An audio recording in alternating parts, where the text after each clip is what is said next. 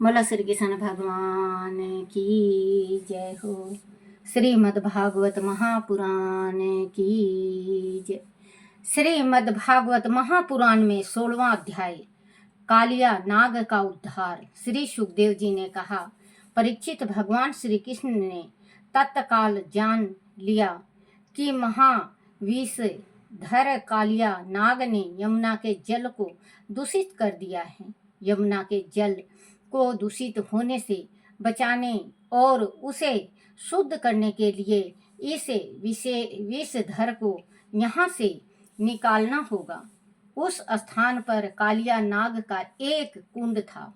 उसका जल विष की गर्मी से खौलता रहता था। उस जल को पीते ही पशु पक्षी मर जाते थे, घास सूख जाती थी। ऐसे सोचकर श्री कृष्ण ने ग्वाल बालों के साथ वह गेंद का खेल खेलना आरंभ कर दिया। खेलते खेलते उन्होंने गेंद को यमुना के जल में फेंक दिया। उस कालिया दह में गिरते देख कर सभी ग्वाल बाल शोर मचाने लगे और कृष्ण से गेंद निकालने के लिए कहने लगे। तब भगवान श्री कृष्ण ने अपनी कमर का फेंटा कसा और एक ऊंचे कदम के पेड़ पर चढ़कर यमुना में कूद पड़े। यमुना का जल सांप के विष से पहले ही खोल रहा था। पीतंबर पहने श्री कृष्ण उसमें कूदे तो वह काला पीला नजर आने लगा। भयानक तरंगे ऊपर उठने लगी। सभी ग्वाल बाल घबरा गए और मन ही मन पश्चाताप करने लगे कि उन्होंने कृष्ण को यमुना में क्यों कूद जाने दिया।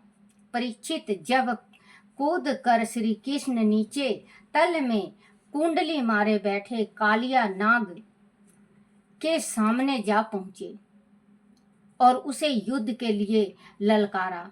कालिया नाग ने कृष्ण को देखा तो वह क्रोध में भरकर कृष्ण पर टूट पड़ा। तभी कृष्ण ने अपने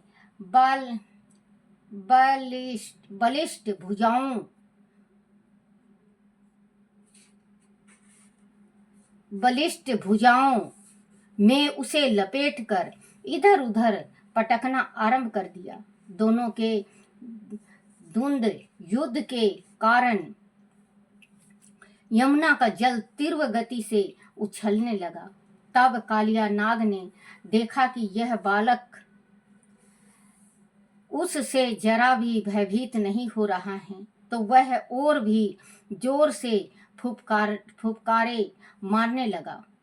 उसकी विष भरी फुफकारे जल के साथ ऊपर उठने लगी। उसे देखकर ग्वाल बाल और भी अधिक घबरा गए।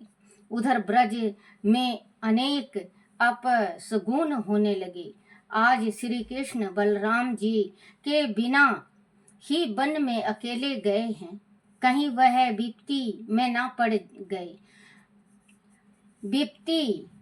पड़ गए हों। इस पर बलराम जी ने सभी को समझाने का प्रयत्न किया तो किसी ने भी उसकी बात नहीं मानी। श्री कृष्ण के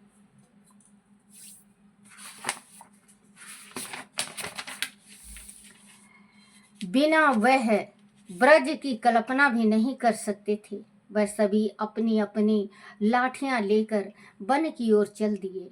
बलराम भी उनके पीछे चल पड़े। वह सभी कालिया दह के तट पर पहुंचे तो वह का दृश्य देखकर सभी भयभीत हो गए। उन्होंने ग्वाल बालों से वास्तविकात का पता चला तो वह और भी अधिक घबरा गए। बलराम जी ने उन्हें समझाया कि कृष्ण को कुछ नहीं होगा, वह उतावली ना दिखाएं। परंतु कुछ लोग तो भय के कारण वहीं मूर्छित होकर गिर पड़े। कुछ व्याकुल होकर रोने लगे और हाय तौबा मचाने लगे। गोपियों का तो और भी बुरा हाल था। वह सभी श्री कृष्ण के प्रेम में पागल हो चुकी थी। श्री कृष्ण का वियोग उनसे सहन नहीं हो पाया। यही सोच कर वह पगलाई जा रही थी और रोते रोते यमुना की ओर दौड़ रही थी। बलराम जी बड़ी मुश्किल से उन्हें रोक पा रहे थे। माता यशोदा तो यमुना में कूदने के लिए बार बार अपना हाथ नंद बाबा के हाथों से छुड़ाने का प्रयत्न करती, पर नंद बाबा उन्हें बड़ी कठिनाई से रोकते और आश्वासन देते। वह स्मृति ही पागलों के समान रोए जा रहे थे। उनकी आंखों से आंसू की झड़ी लगी हुई थी। परीक्षित, उस कालिया नाग के शरीर से बंधा जाना तो श्री कृष्ण की मायावी लीला मात्र थी। जब उन्होंने देखा कि ब्रज के सभी नर नारी अत्यधिक व्याकुल हो रहे हैं तो वह पलक झपकते ही उस कालिया नाग के बंधनों से बाहर निकल आए। नाग ने श्री कृष्ण के अद्भुत पराक्रम को देखा तो वह अपना फन पानी से निकाल कर सीधा खड़ा हो गया। श्री कृष्ण ने उनकी पूंछ पकड़कर उनके फन पर छलांग लगा दी और उस पर वह नाचने लगे। वह दृश्य देखकर देवगण आकाश से पुष्प वर्षा करने लगे और मृदंग बजाने लगे। परीक्षित, कालिया नाग के 100 सिर थे। भगवान श्री कृष्ण के चरणों की धमक से उसका सारा क्रोध समाप्त हो गया और भयानक विष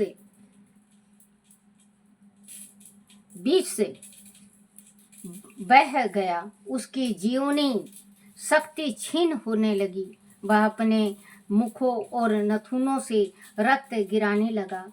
भगवान श्री कृष्ण के पैरों की धमक से उसकी चेतना लुप्त होने लगी। भगवान के इस अद्भुत तांडव नृत्य से कालिया नाग के फन विक्षत हो गए। उसका एक एक अंग चूर चूर हो गया।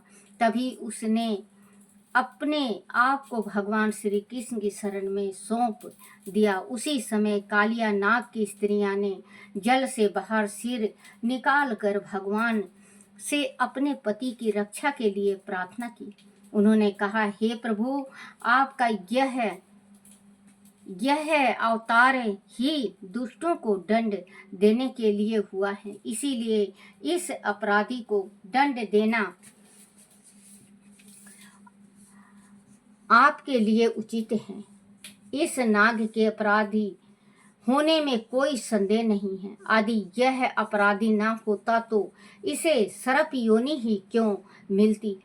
आपका इस पर क्रोध करना आपका अनुग्रह ही है, क्योंकि आपके अनुग्रह अथवा दंड देने से पापियों के पाप नष्ट हो जाते हैं। पूर्व जन्म में इसने अवश्य ही कोई बड़ी तपस्या की होगी, तभी इसे आपके श्री चरणों की कृपा का प्रसाद प्राप्त हुआ है। यह सप्रस तो अत्यंत दुर्लभ है। इस सप्रस से तो पापी लोग भी स्वर्ग प्राप्त कर लेते हैं। हे स्वामी, यह नागराज तमोगुणी योनि में उत्पन्न हुआ है। यह अत्यंत क्रोधी भी है। इसे मोक्ष की कामना नहीं है, क्योंकि जिसे आपके चरणों की रज प्राप्त हो जाती है वह तो सहज ही मोक्ष प्राप्त कर लेता है। हे प्रभु, हम आपको नमन करती हैं। आप अत्यंत ऐश्वर्य और बल के धनी हैं। आप सभी प्राणियों के अंत कारण में निवास करते हैं। आप प्रकृति से परे परमात्मा हैं, ब्रह्मा हैं। हम आपको नमन करती हैं। समस्त स्थूल और सूक्ष्म जगत की सिद्धि आपसे ही होती है। आप सभी जगत के साक्षी हैं। आप ही समस्त जीवों के काल हैं। विषौ की उत्पत्ति, विश्व की उत्पत्ति, स्थिति और प्रलय की लीला करने वाले सर्वव्यापक और अत्यंत अनंत आप ही हैं। हे साधु पुरुष, सदा से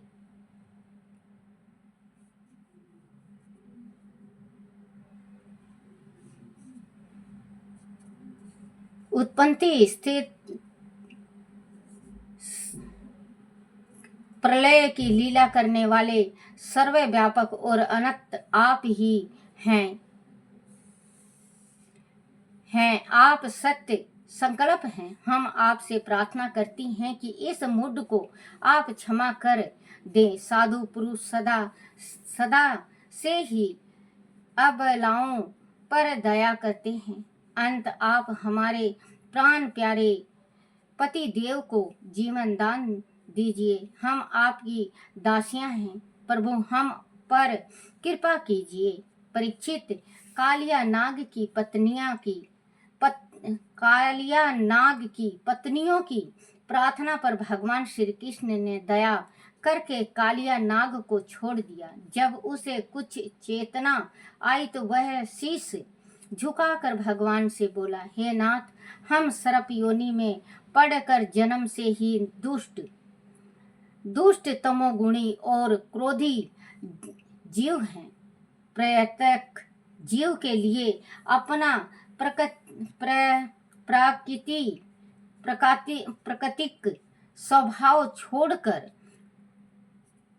छोड़ देना अत्यंत कठिन है। इस कारण संसार के जीव नाना दुराग्रहों में फंसकर अपना जीवन का कलंकित कर लेते हैं। हे प्रभु, आपने ही गुणों के भेद से इस जगत में नाना प्रकार के स्वभाव, वीर, बल, योनि, बीज, चित्त और प्रकृतियों का निर्माण किया है। हम सर्प भी आपकी सृष्टि के एक छिद्र अंश हैं। हम जन्म से ही क्रोधी स्वभाव के होते हैं। माया के चक्र में पड़कर हम मोहित हो जाते हैं और अच्छे बुरे का भेद नहीं कर पाते। हे दीनानाथ, आप सर्वज्ञ हैं और संपूर्ण जगत के स्वामी हैं। हमारा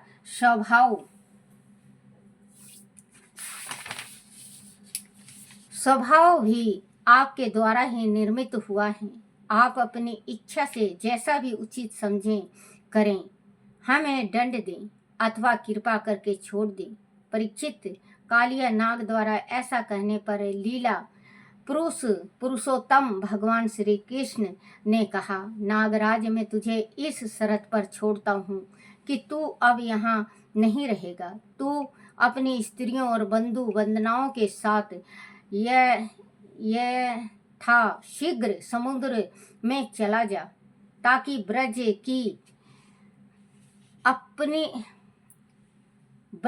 की गायें और ग्वाल बाल यमुना के जल का ठीक प्रकार से सदुपयोग कर सके। मैंने इस कालिया दह में कीड़ा की है, इसीलिए जो पुरुष इसके जल में स्नान करके इस जल से देवता और पितरों का तर्पण करेगा, वह उपवास करके मेरा स्मरण करेगा तथा मेरा पूजन करेगा, वह सभी पापों से मुक्त हो जाएगा। मैं जानता हूँ कि तू गरुड़ के भय से रमणक दीप छोड़कर इस दह में आ बसा था। अब तेरे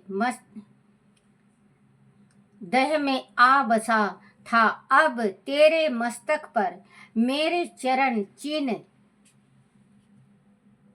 चिन्ह रामायण के दीप छोड़कर इस दह में आ बसा था। अब तेरे मस्तक पर मेरे चरण चिन्ह अंकित हो गए हैं, इसीलिए जा, गरुड़ अब तुझे नहीं खाएंगे। परीक्षित, भगवान श्री कृष्ण की लीला अद्भुत है। उसकी आज्ञा पाकर कालिया नाग ने अपनी पत्नियों के साथ भगवान की पूजा की और उनकी परिक्रमा करके वह समुद्र की ओर चला गया। वह फिर रमणीक द्वीप पर जा बसा। यमुना का जल तभी से विषहीन हो गया। सभी ब्रजवासियों ने श्री कृष्ण की जय जयकार करके यमुना के अमृतमय जल का आचमन किया और श्री कृष्ण के साथ ब्रज लौट गए। बोलो श्री कृष्ण भगवान की जय हो। श्री कृष्ण गोविंद हरे मुरारी, हे नाथ नारायण वासुदेवाय। श्री कृष्ण गोविंद हरे मुरारी, हे नाथ नारायण वासुदेवाय। हे नाथ नारायण वासुदेवाय। हे नाथ नारायण वासुदेवाय। बोलो श्री कृष्ण भगवान की जय हो। आरती श्री भागवत भगवान की है आरती, पापियों के पाप को है तारती।